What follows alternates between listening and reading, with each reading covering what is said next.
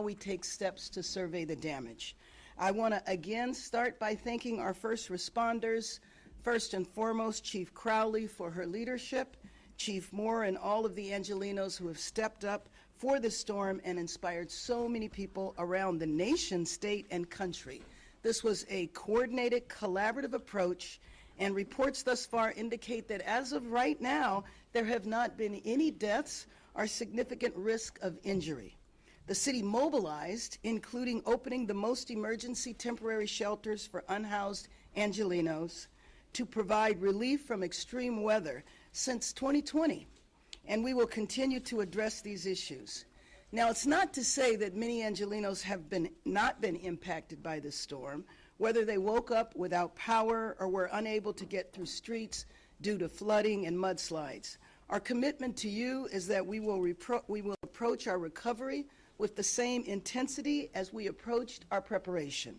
As skies clear, the Department of Water and Power crews have already mobilized to return power to Angelenos. Street repairs were placed on standby prior to the storm hitting, and 311 hours were extended to receive more calls. Now these street teams respond quickly to road damages, mudslides, and other road blockages reported through 311. If you approach a traffic signal that is not operational, treat it as a stop sign. If a traffic officer is at the location, heed their instructions. Crews are working to bring these signals back online as we speak. As you know, sometimes damage can occur in the hours and days after a storm hits, so Angelenos should continue to stay vigilant. The city family will continue working around the clock to respond, and we will need your help. City workers are working virtually today, obviously except for first responders, but tomorrow there should be no reason for everyone to be back to work in person. In closing, I just want to thank everyone working here at the Emergency Operations Center and to everyone who has been working on the front line of the storm. It's because of you that Los Angeles will forever remain the greatest city in the world. Thank you very much, and let me turn it over to our Incident Commander, Chief Kristen Crowley.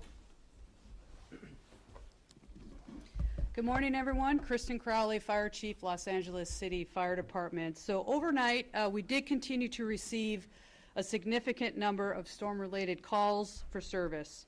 During the 24-hour period of August 20th to 2023, the LAFD responded to 1,833 emergency incidents. We received a total of 4,105 telephone calls to our 911 dispatch center, and this represents over 1,000 additional emergency phone calls than our normal average. Fortunately, we have yet to receive any report of any significant or injuries, I should say, or damage related to the storm. Some notable incidents I'd like to report on at this point. At around 7:30 last night, we responded to a flooded intersection in Sun Valley where 5 vehicles were stranded. This required our firefighters to rescue one person from their vehicle. Thankfully, no one was injured. This serves as a very good reminder for all of us to avoid driving through flooded streets, and especially if you cannot see what is under the particular surface. A relatively small amount of moving water can sweep a vehicle away. We have not encountered any significant debris flow incidents, but our saturated hillsides still can pose a threat for mudslides. The LAFD will continue to monitor these areas throughout the day. Trees continue to be uprooted and have caused some damage to property. Wires down, those types of incidents have been reported throughout the city, and we would like to remind everyone to stay clear of any downed wires and always treat them as live and potentially lethal. Overnight, in addition to the storm-related incidents, we had 30 firefighters in the Wilmington area battle a fire at an auto wrecking yard involving several semi-trucks and cars. They successfully protected a nearby business from damage, and there were no injuries to report. Additionally, I have the following updates from our city partners. LAPD was dispatched to 97 traffic accidents. Fortunately, there were no fatalities. The Sepulveda Basin in the San Fernando Valley remains flooded. and the Department of Transportation will continue to keep the surrounding area roads closed, specifically Burbank Boulevard between the 405 freeway and Havenhurst Avenue, and Woodley Avenue between Victory Boulevard and Burbank Boulevard. There's also a freeway closure affecting the truck route of the 5 and the 14 interchange. The Department of Rec and Parks is still operating 8 facilities as temporary emergency shelters for our city's unhoused. Our city's information center, our 311, has now received over 500 storm-related requests for service. Crews from the Department of Public Works have stayed very busy mitigating issues with flooding and toppled trees, but have yet to encounter any significant debris flows.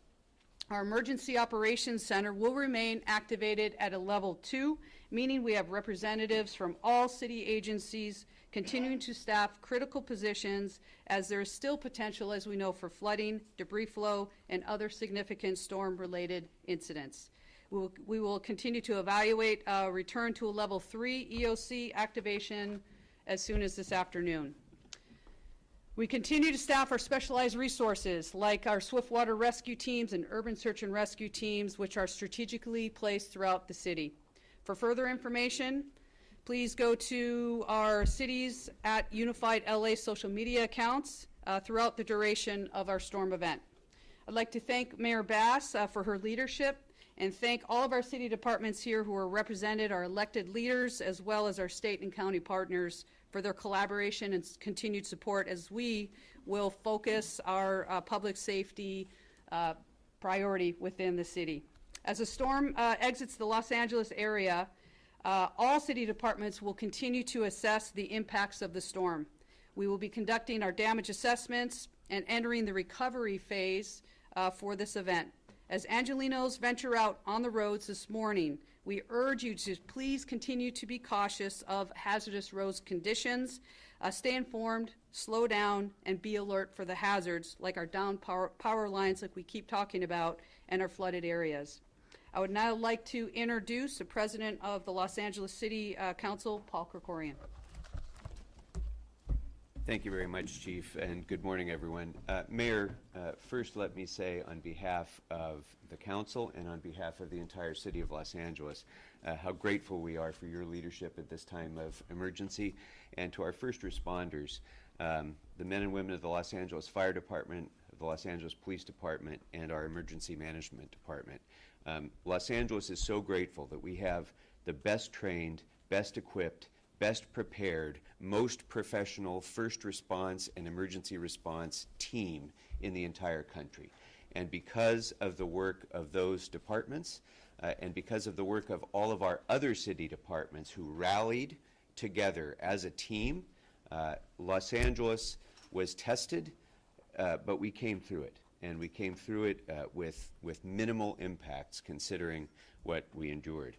For most cities, a tropical storm combined with a hurricane would be a catastrophic event. For Los Angeles and for our first responders, it's just another day at the office. And it showed last night with their professionalism. And I also want to echo the mayor's thanks to the people of Los Angeles who heeded the call to take this seriously and did the right things to prepare and did the right things to help their neighbors by staying off the roads and looking in on each other. And that's how we are best as a city, when we help each other. We've gone through emergency response. We are now in emergency recovery, but we should also now be in emergency reassessment. And I will tell you that every member of the council today will be out in their districts assessing the state of the condition of the district and see what response is necessary.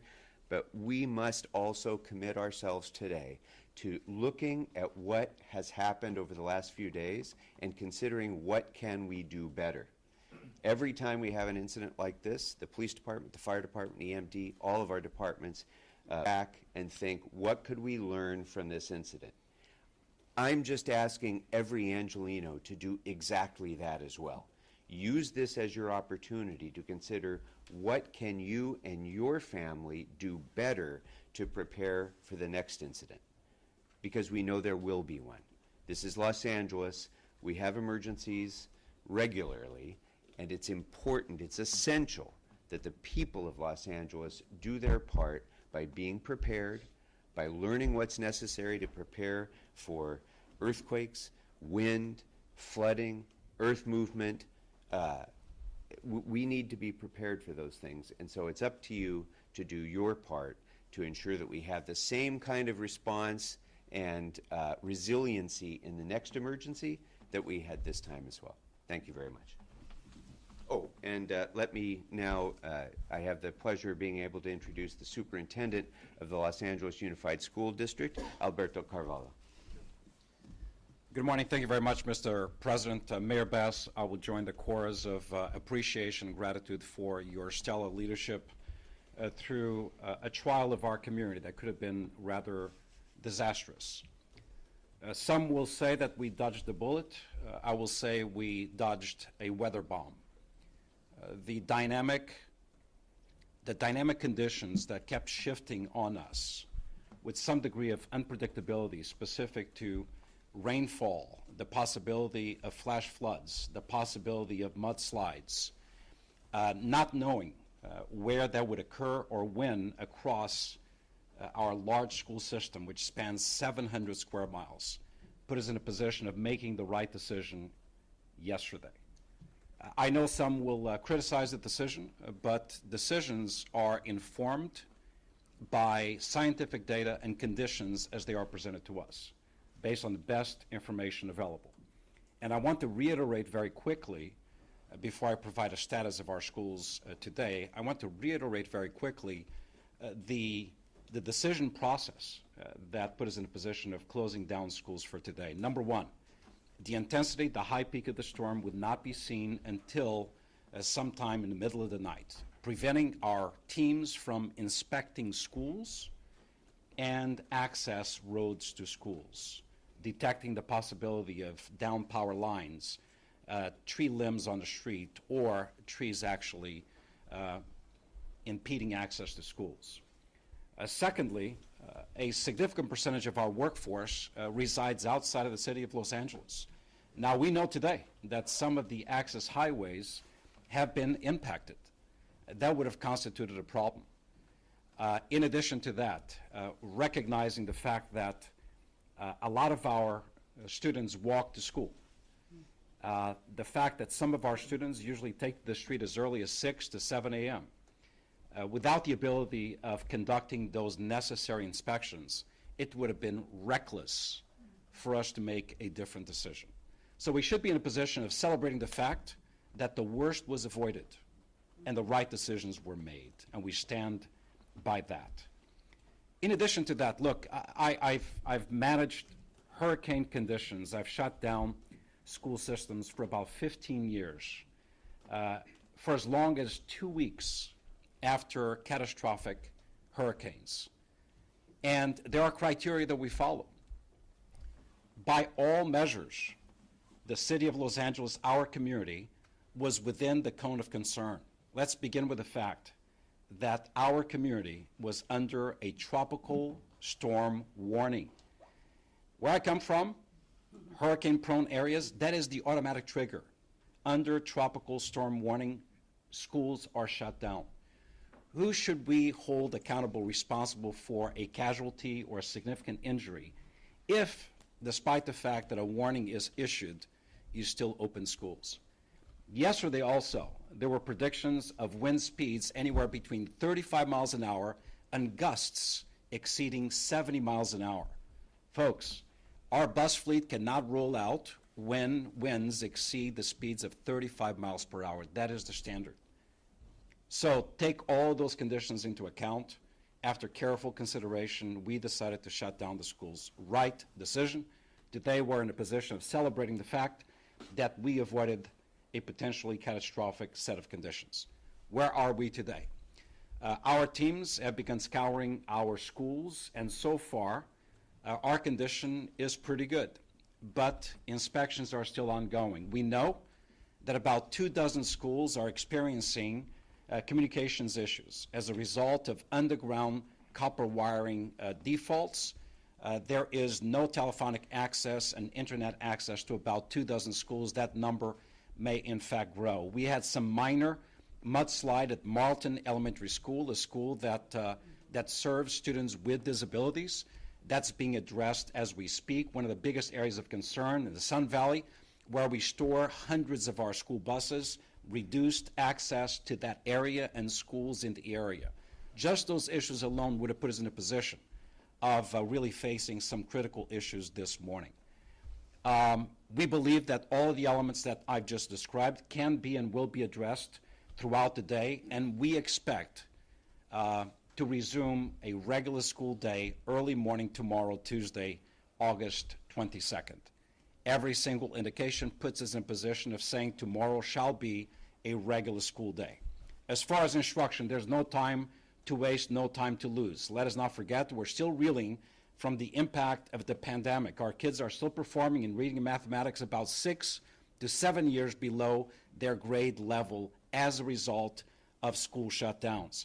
So today will be an educational day, albeit not a perfect one. As early as 10 a.m., teachers have been asked to post assignments onto Schoology, and students will be able to access those assignments. Teachers will be monitoring Schoology activity for their assigned students. Let us not forget also that we loaded 3 additional days of instruction for this school year.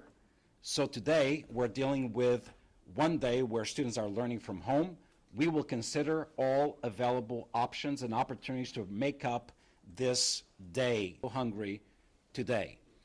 The information is posted on our website. We have distributed the information also to media outlets. Please go to those sites, pick up the meals you need for your children. Again, tomorrow will be a regular school day. I want to thank not only the stellar leadership of our mayor, our city council, all of the entities represented, our first responders and their leaders.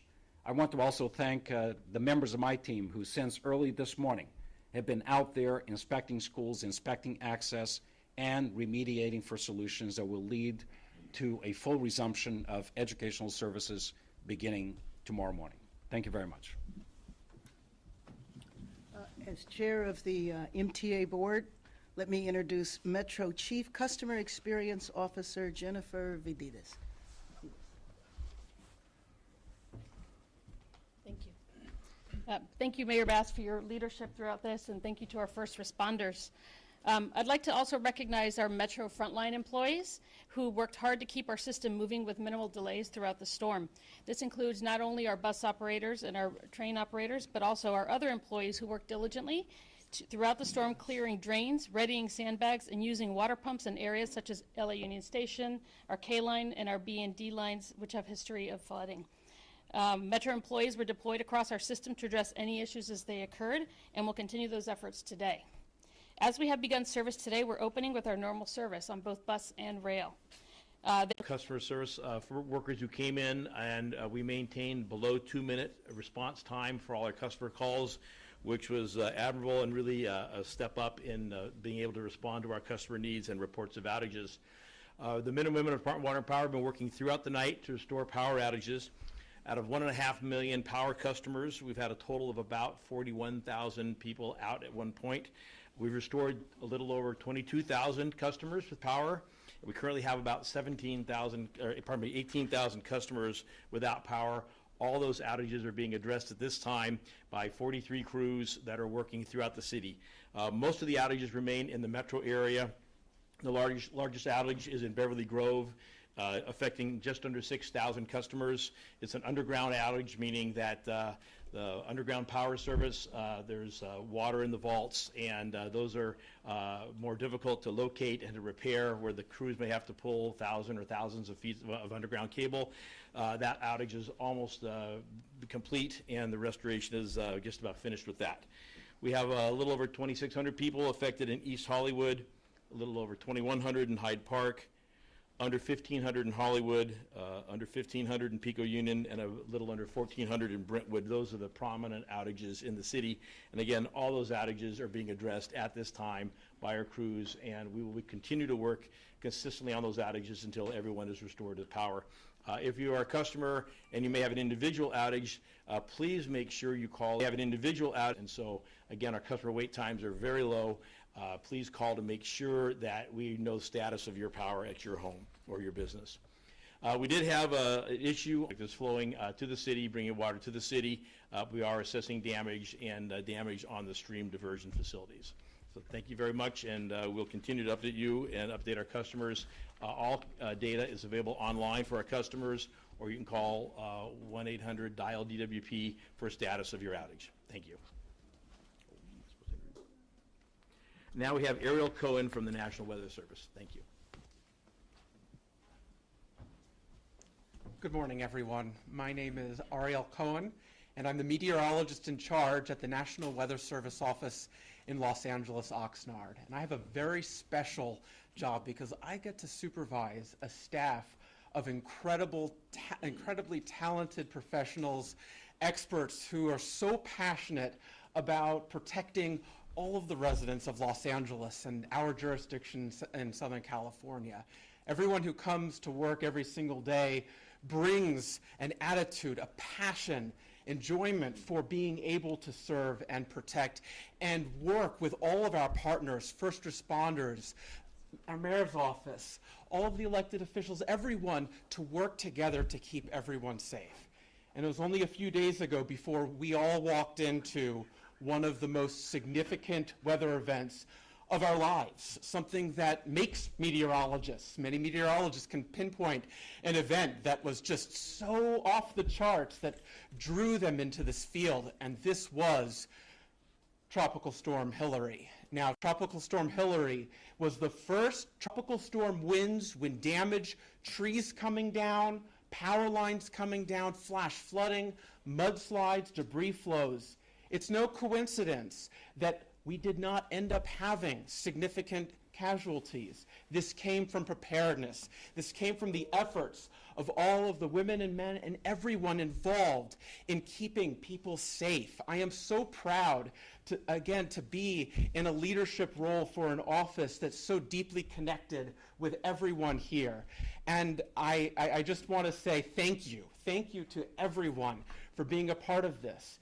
We have one of the largest cities in the country and the world, and yet the outcome of a system like this that has resulted in the first ever tropical storm watch and tropical storm warning issued for the United States Pacific Coast in history.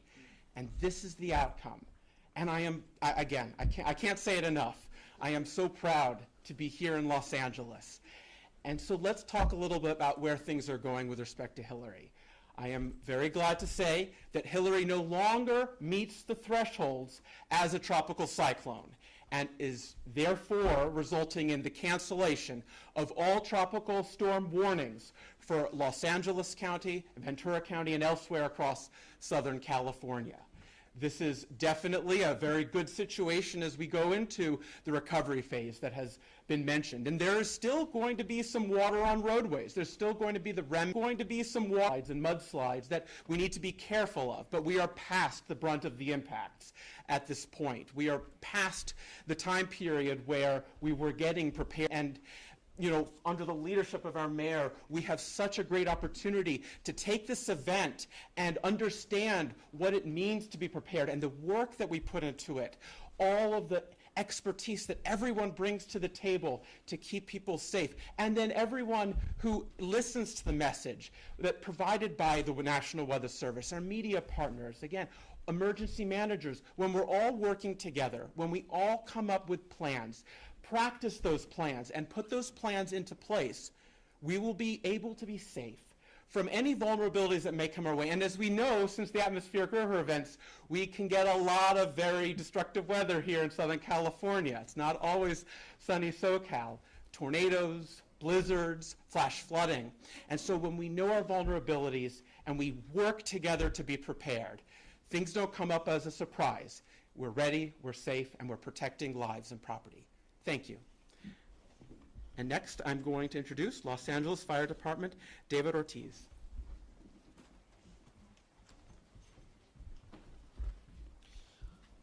A través de la noche tuvimos un número significativo de llamadas para servicio causadas por la tormenta.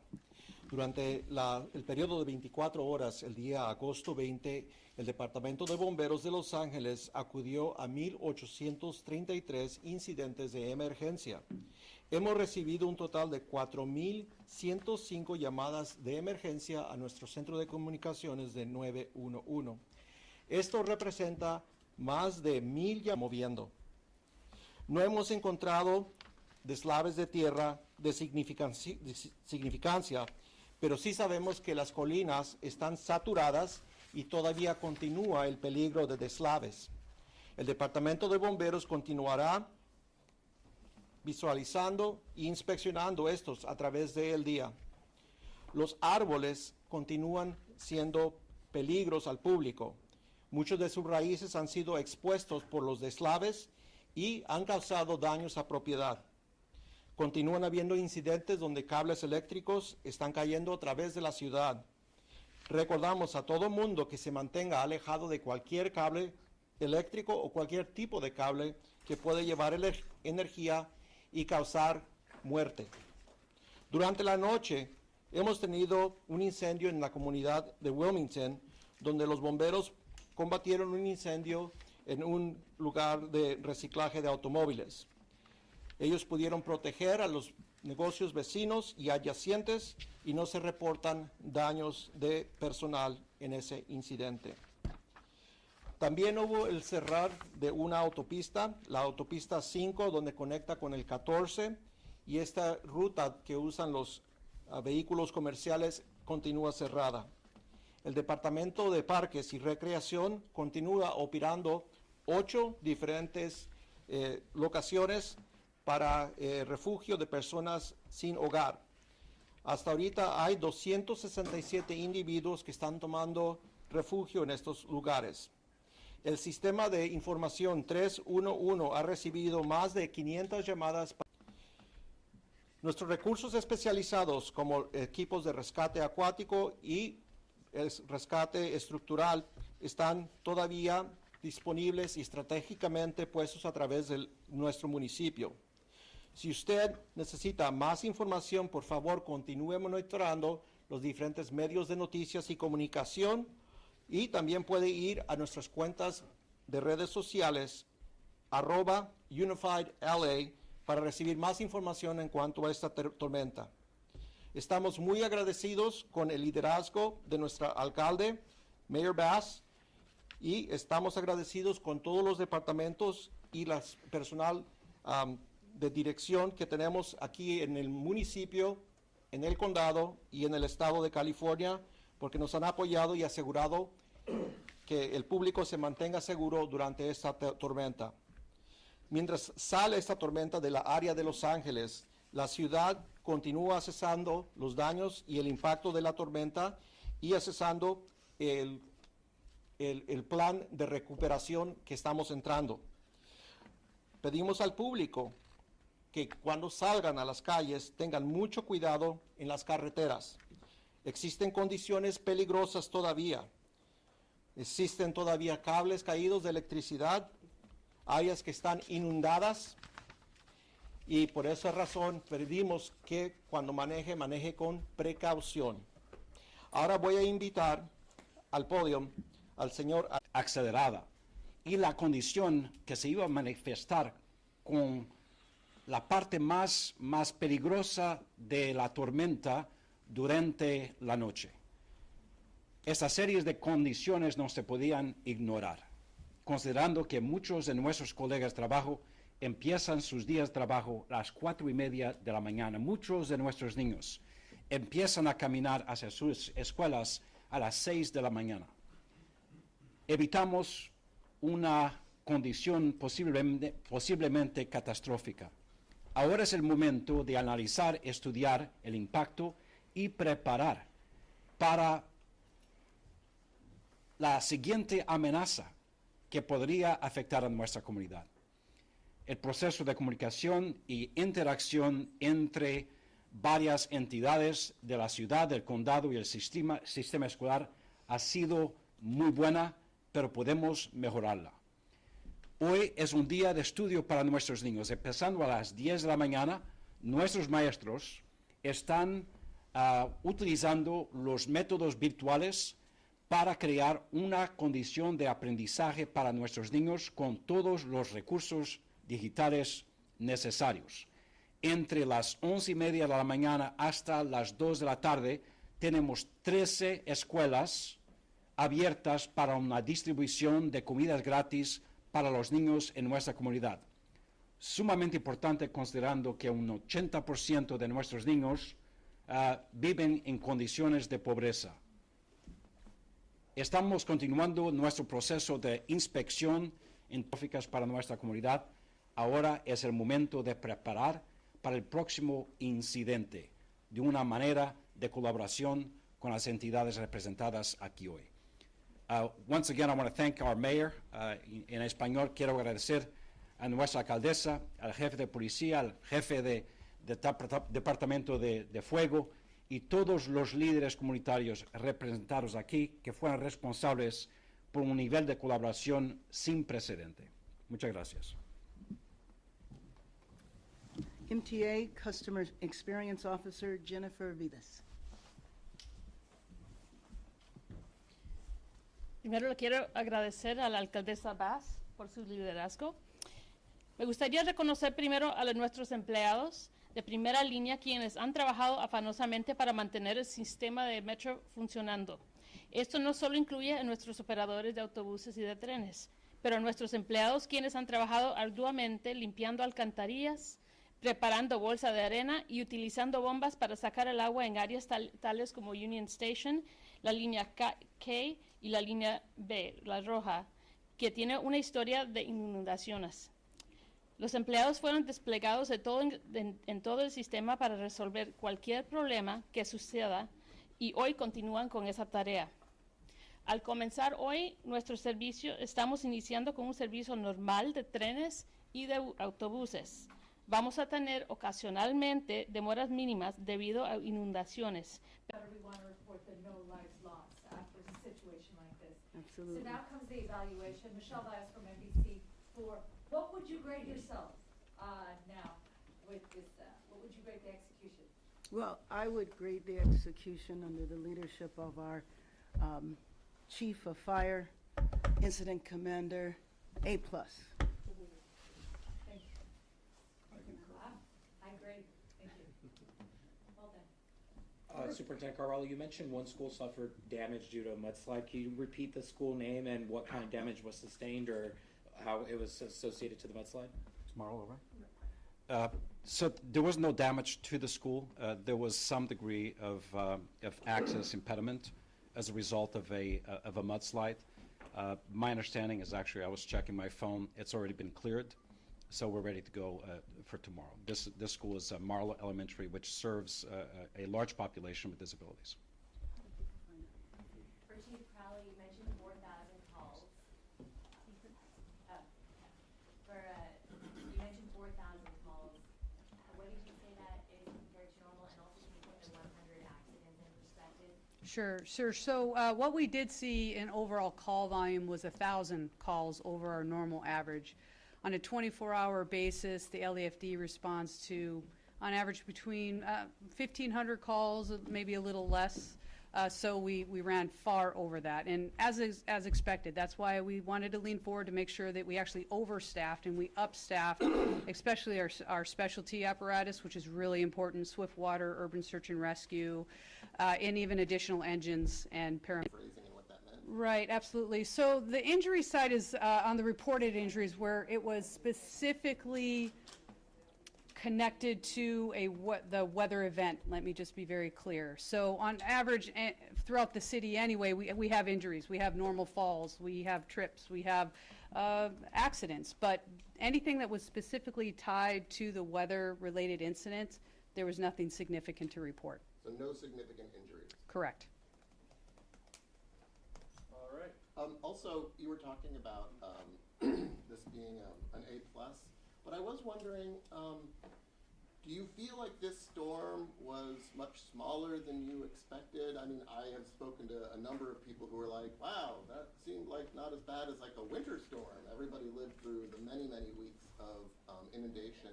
Was this sort of a dud in the end? Right, I'll speak on that, and obviously Madam Mayor will as well. And I do appreciate the confidence with an A+, but with that, I'll be very clear. From the public safety entity and the city entity, we're always looking for room to improve. We are doing a deep dive. We are doing after actions because there's always areas where there's gaps in our service, there's more efficiencies to build into our system, and the more we exercise this, in regard to disaster preparedness across the city and with our city departments, there's always room to improve. So we'll continue to push forward, and I can promise you that, and I can promise the mayor that as well. And let me just say, that really wasn't a flippant response on my part. I said that because under the leadership of the chief, she pulled us together. Instead of keeping yourself safe doesn't stop. It's an everyday mindset for all of us. So just with advice from the professionals, stay out of the water for 72 hours. At that point, yes, we're going to have a couple days of sun and we're going to start to dry out, but that's the advice that we're giving, is stay out of the water for 72 hours. Also, one yeah, question go ahead. for the National Weather Service Yes. guy. Enthusiastic.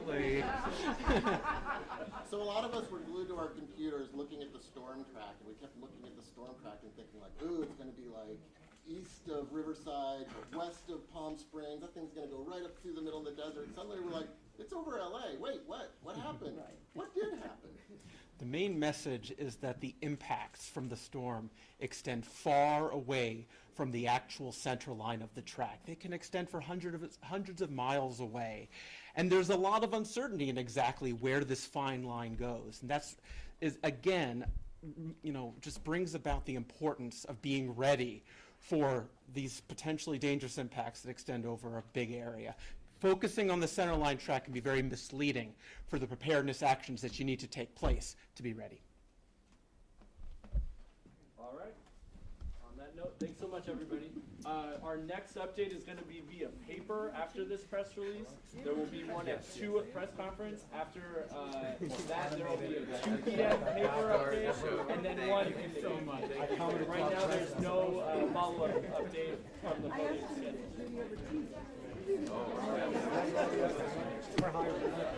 I just love inspiring people to do my job. It's a good job and also want to do the best they can.